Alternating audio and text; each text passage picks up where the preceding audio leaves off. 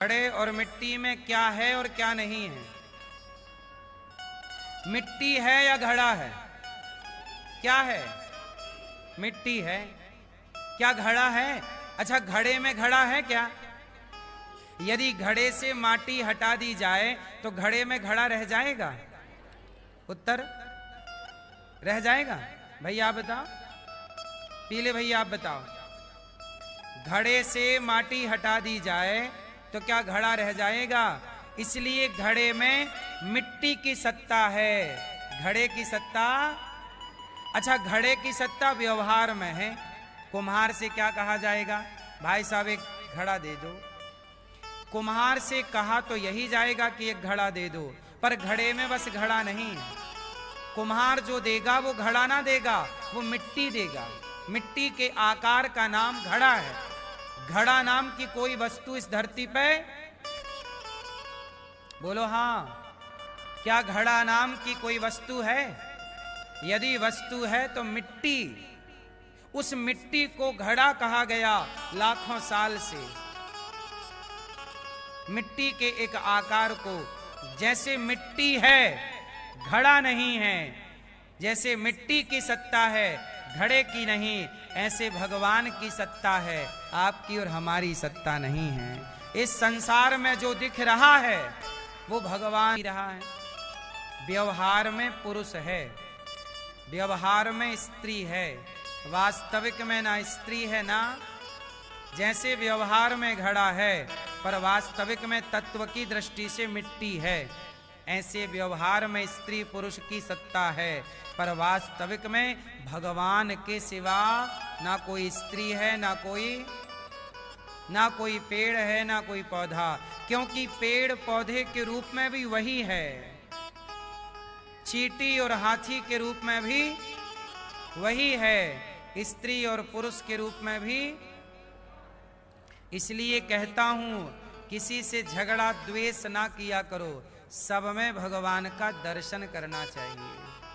ना काहू से दोस्ती, ना काहू से बैर, कबीरा खड़ा बाजार में, सबकी चाहे खैर। इसलिए किसी से दोस्ती नहीं और किसी से दुश्मनी नहीं। राजा की दोस्ती अच्छी नहीं होती और राजा की दुश्मनी भी अच्छी, राजा की दोस्ती भी नहीं और दुश्मनी भी नहीं। अपने आप को हर बुराई से बचा के रखना चाहिए। सुखदेव भगवान कहते हैं कि परीक्षित सुनो, अंते नारायण स्मृति, अंत में भगवान का स्मरण हो जाए, जीवन का यही सार्थक तत्व है। आपके मुख से भगवान का नाम निकलते रहने चाहिए। बैल का ब्याह बैल से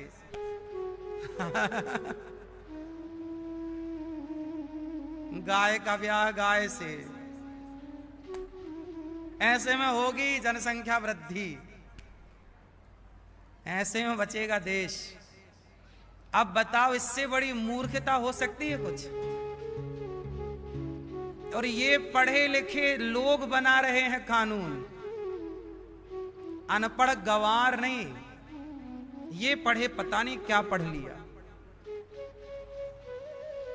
देश में कितने मुद्दे हैं जिन पर बात होनी चाहिए, उन पर बात ना हो के बैल बैल का ब्याह करा रहे हैं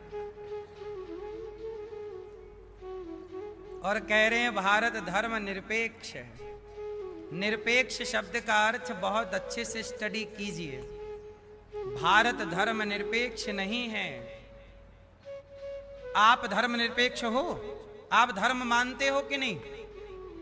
आप कितने लोग हैं जो धर्म को मानते हैं?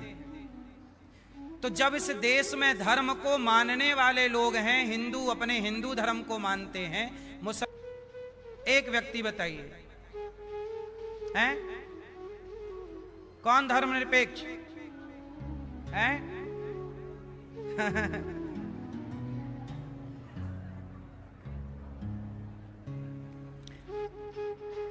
वो भी बेचारा कभी हिंदू बन के कभी ये बन के घूमता रहता है।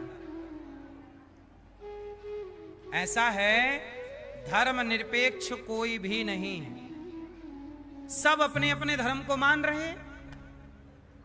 ईसाई ईसाइयत को मान रहे, मुसलमान अपने को मान रहे, हिंदू अपने को मान रहे, यहूदी यहूदी को फॉलो कर रहे हैं, पारसी अपना पारसी को, सिख अपना वाहे गुरु को फॉलो कर रहे हैं, अपना मान रहे। कौन है बताइए?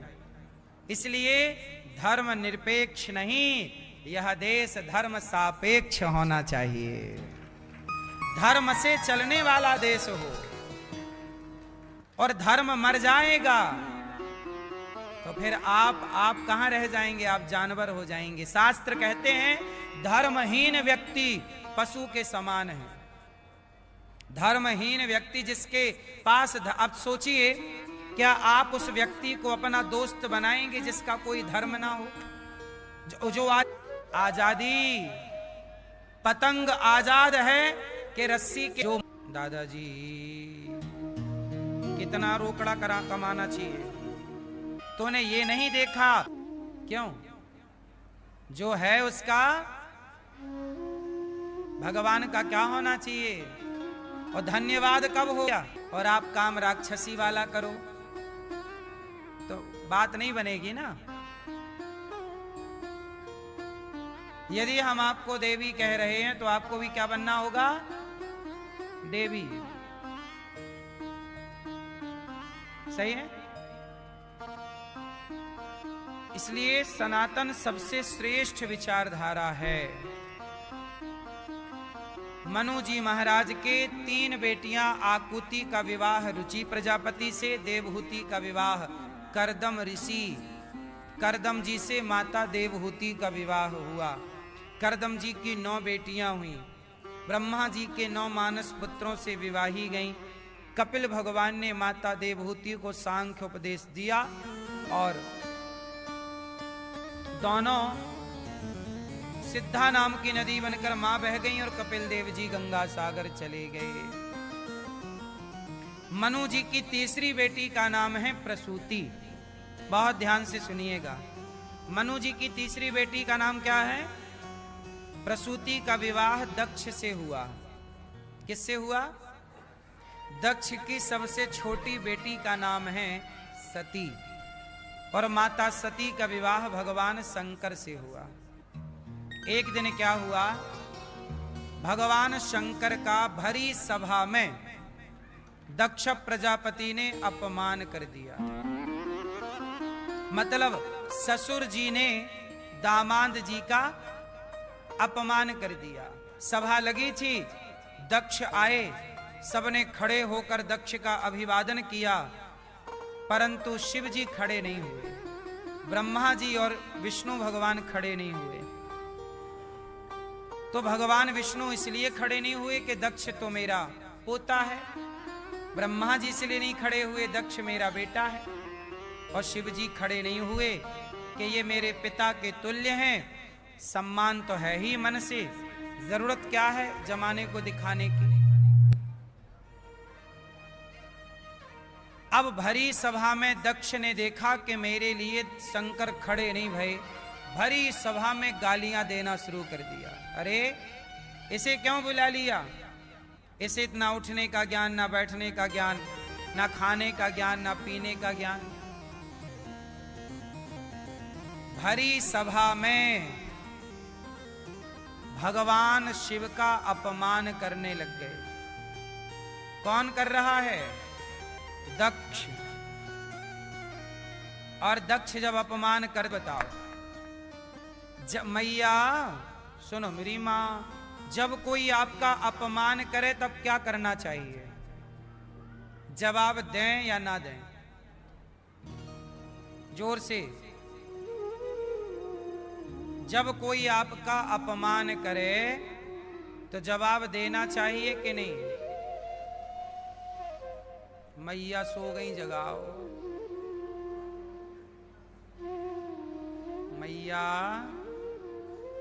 बेटा बैठ जाओ, अब नहीं खड़े होना बार बार, शांति से सुनो। ना चाहिए कि नहीं? उत्तर देना चाहिए।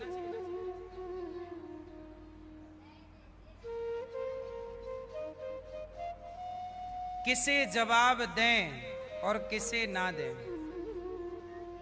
जब कोई अपना पिता, अपना भाई, अपना व्यक्ति गाली दे तो क्या जवाब दोगे?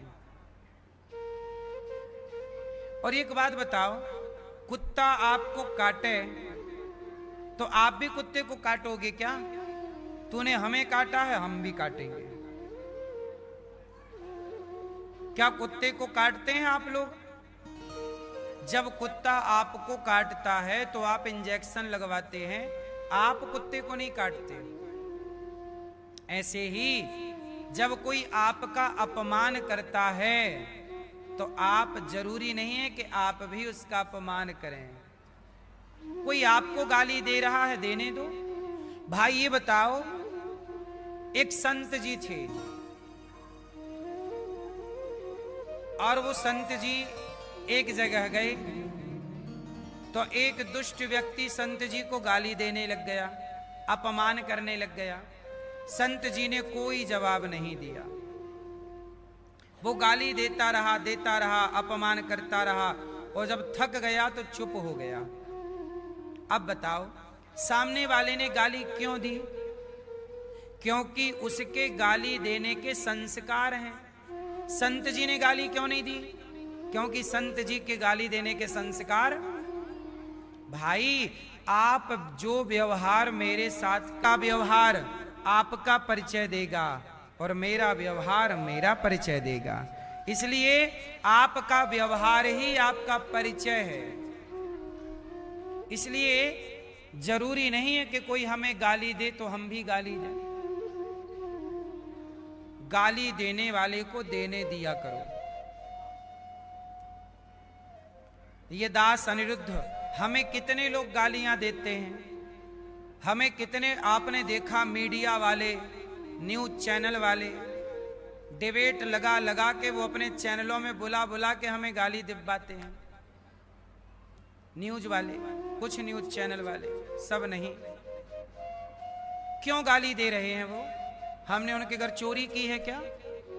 उनके डाका डाला है? उनकी बहन बेटियों को छेड़ा है? क्यों?